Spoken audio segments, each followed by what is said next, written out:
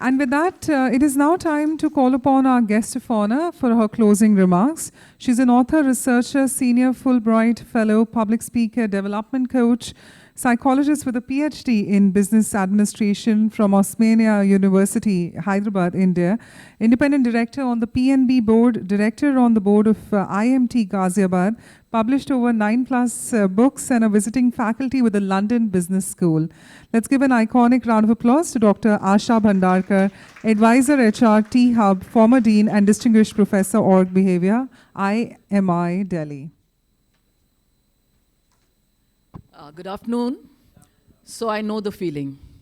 Yet another one coming to the dais to speak when it's already lunchtime and there are sounds in your stomach. Okay, so I'm not going to kill you with more ideas. I'm just going to take the liberty of, in 2 minutes, highlighting to you some of the key concerns and key observations that I have, because this session has had two major themes. One is on DEI and innovation, and the other one is on AI and coaching.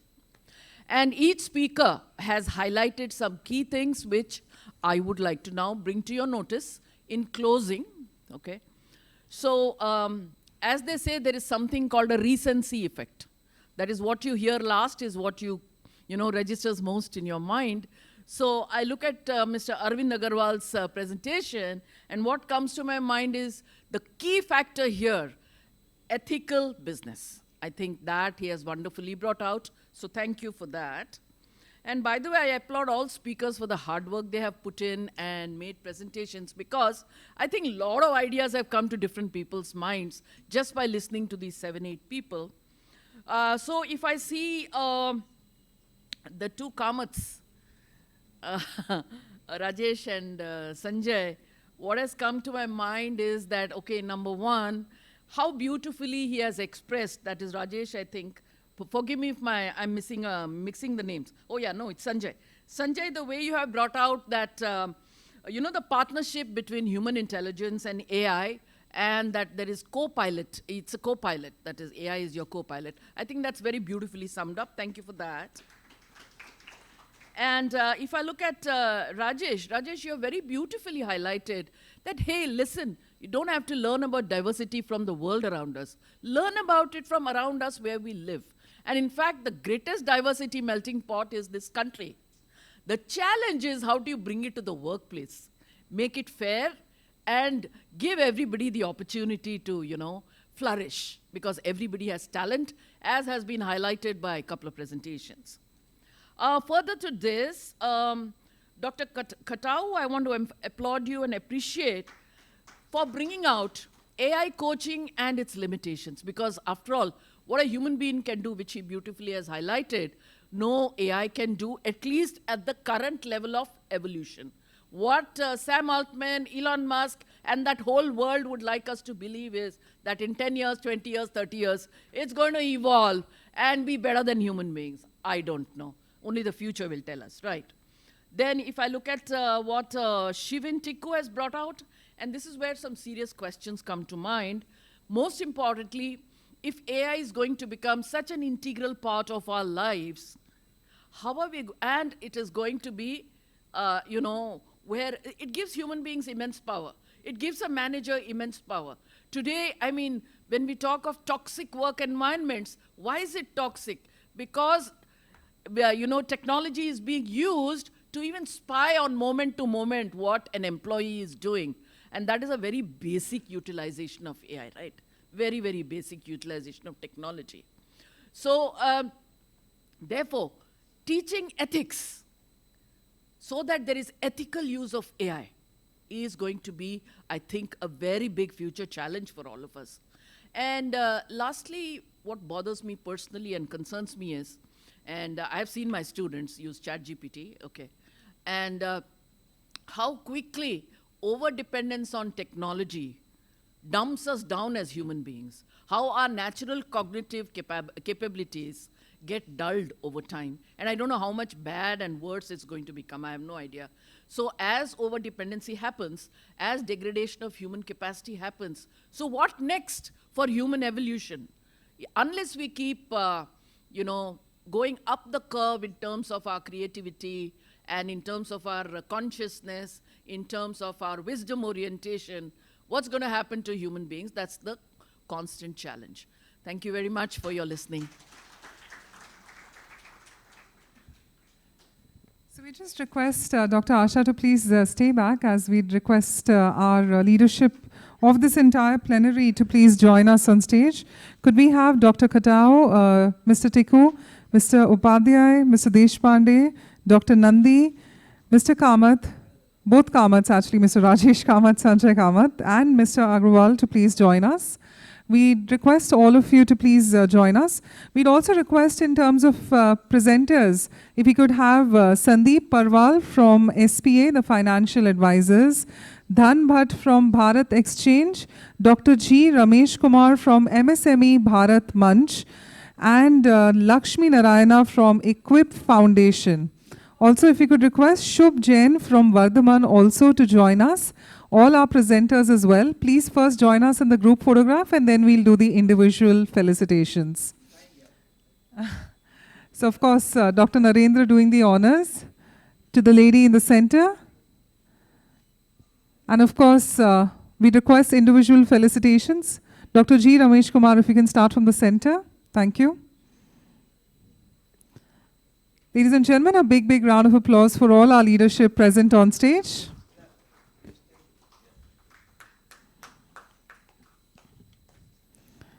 A great plenary session. So we'd urge our leadership to please felicitate all of them.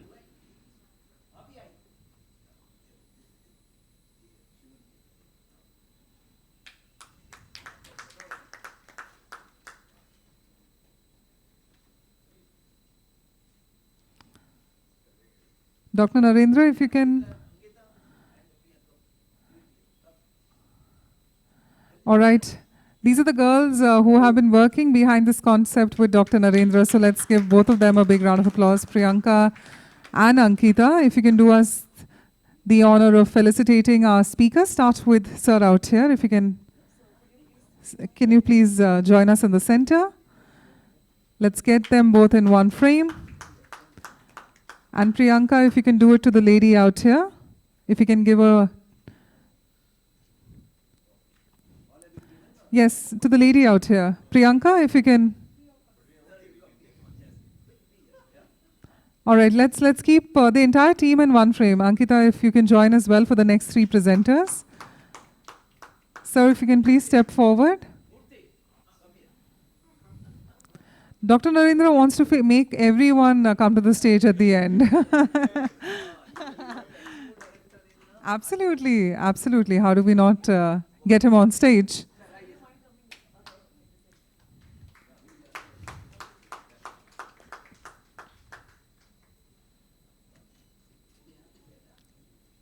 And for the gentleman in the center, right here, yes, please.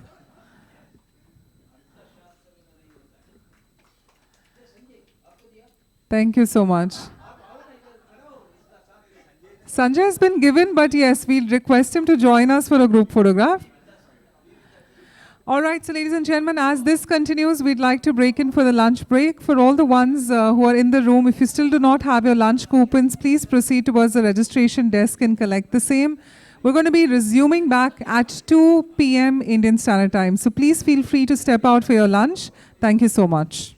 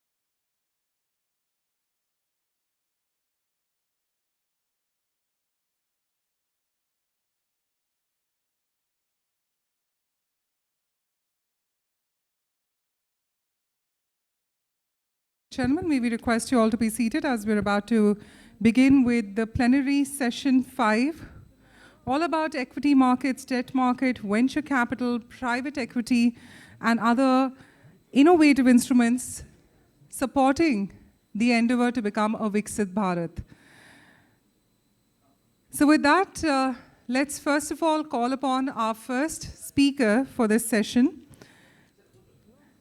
Ladies and gentlemen, we have somebody who has over 30 years of extensive experience across the Indian public and private markets. He's honed a comprehensive expertise in delivering innovative financial solutions and products to a diverse clientele. His professional journey has included serving the domestic and multinational corporates, public sector undertakings, government departments, startups, family offices, and high net worth individuals. But before we get him on stage, allow me a moment to brief, if there are new faces in the audience, that every speaker is going to get 10 minutes only. Of course, they're here to share their perspective. The timer is going to be me, so if I stand, that means the time is up. We'd request all of you to stick to the time limit, as that is going to help us to remain on schedule. Towards the end, we're going to have Dr. Narendra, who's going to be the moderator. As the closing remarks, he's going to be presenting. So meanwhile, for our first speaker, ladies and gentlemen, put your hands together for Mr. Sandeep Parwal, founder and MD of SPA Capital Services Limited.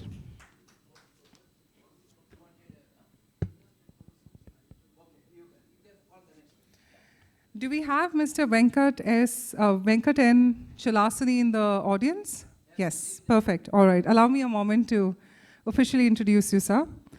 Of course, being the CEO of the Association of Mutual Funds in India, AMFI is the industry body for mutual funds in India, and it plays a key role in the development of the mutual fund industry, advocating the interests of asset management companies and promoting investor awareness.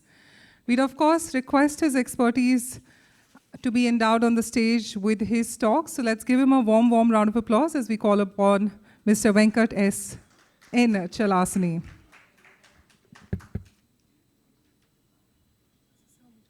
Thank you very much.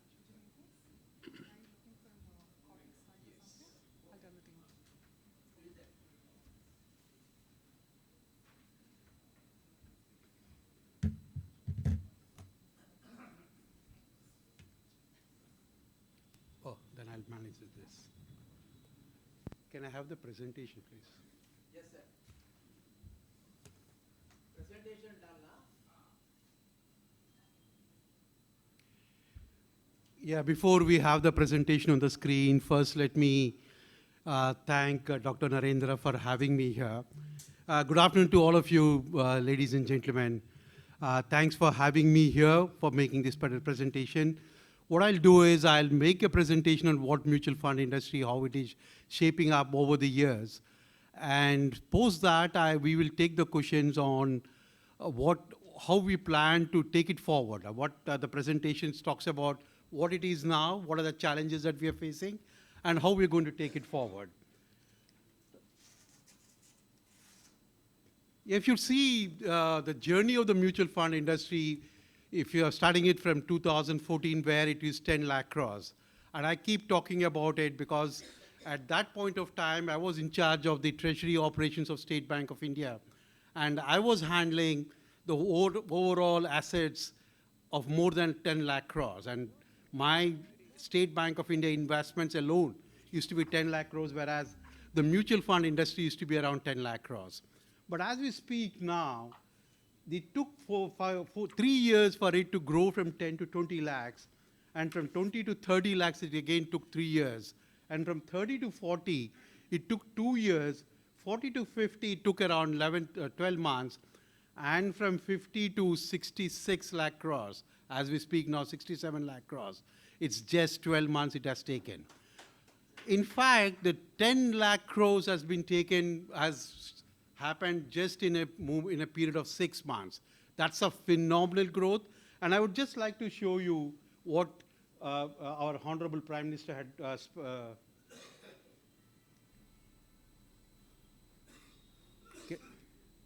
Can we have this video for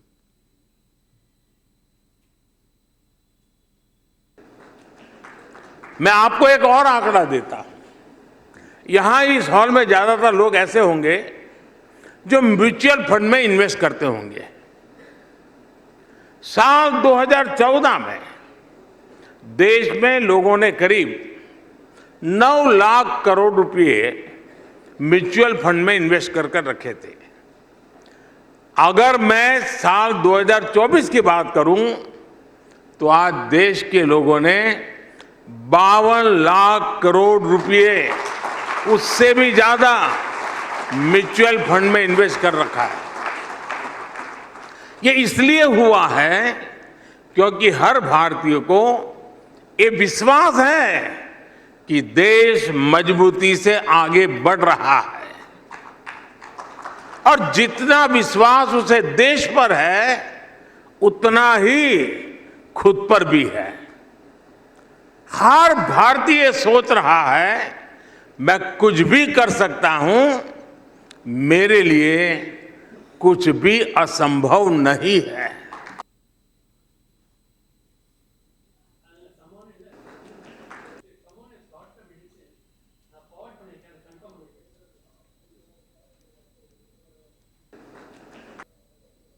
See, one of the important things that we would like to bring to your notice is that you would have seen that the way in which the market used to be extremely volatile. If you look back some 15, 20 years back, if FIs are investing in India, market is to go up, and if FIs were withdrawing the money, the markets is to collapse. There used to be extreme volatility, and it was totally dependent on how the FIs were operating in the countries and how they're doing it. But today, as we speak now, the DI's contribution has gone up substantially to the extent of around 23% of the total market capitalization has happened. And if you look at the period during August 2021 to August 2024, there was a net buying of only 700 billion rupees by the FIs, whereas if you look at DFI, and if you look at mutual fund alone, it's 7 trillion rupees is what we have purchased in the markets. That's how the dependency on the FIs have been reduced. It's a domestic money that is moving into these markets. While FIs are coming, they do come on a regular basis, its volatility has been curbed. And if you look at the number of folios that have grown up, again, there is a substantial increase in the number of folios from 8.25 crores to 22.5 crores of folios that have come up right now. And the share of AUM, one of the things that we have observed way back in 2019 or 20, if you look at, the individual investors, that is what we call as the retail investors, were almost around 45 to 50%, or 50 to 55% of the total investments. But as we move forward, as I said, around 68 lakh crores is the total AUM. We have around 67% coming from the retail investors, and rest is coming from the institutional investors. Another good thing that is happening is it used to be concentrated only in the top 30 cities. Now, the retailization and sachetization is helping us to move towards beyond 30. As we speak now, of course, we have around 20% coming from the beyond 30 cities. One important feature that happened is the SIPs, the Systematic Investment Plan, which has become a home product. Everyone talks, have a SIP. And this SIP is the way in which it has captured now, today as we speak now, every month, month on month, we see a growth of around 25,000 crores. It's a small, this money is coming from more than 10 crore folios. That means each investor is putting around, on an average, 2,500 rupees. And look at the percentage of the total AUM. As we speak now, we have around 20% of the total AUM is coming from the systematic investment plan, where people realize that putting money on every month, we will not be exposed to the volatility, A, and 2, we will not be, we can achieve our long-term goals, and it will be disciplined investments can be there. And that's something which is great success. If you look at every other financial sector, be it in the banking sector, which used to have recurring deposits, or even insurance or anyone else, they say, try to use the word SIP and say that people should invest into these monies, and SIP has become a household name as we speak now. This is what I said. We have around 10.32 crore accounts, and the SIP contribution is going every month. And as we speak now, we are getting a contribution of almost 26,500 crores from the SIPs. The unique investors, what we call, is around, it's growing substantially again from 2 crores to, as we speak now, has come up to 5.26 crores. But as we speak, as I said, while we are doing a good job, but there are substantial challenges that are there. We take pride in saying that we have gone, the AUM has grown by around 20% CAGR, but if you look at these numbers, it speaks about it. We have a population of more than 1.45 billion. We have bank accounts, thanks to the financial inclusion drive that has happened in 2014-15, where more than 55 crore accounts have got added. We have right now, as we speak now, more than 77 or 76 crore population people are having their accounts. We have insurance policies which are around 55 crores. We have number of people who have got TAN, the tax identification number is around 74 crore people. But while we talk about the unique investors, it's just 5 crore of population. When I'm looking at the assets under management to the total GDP also of our country, our percentage is just 20% of the total GDP. When I look at the global average, it's around 35%.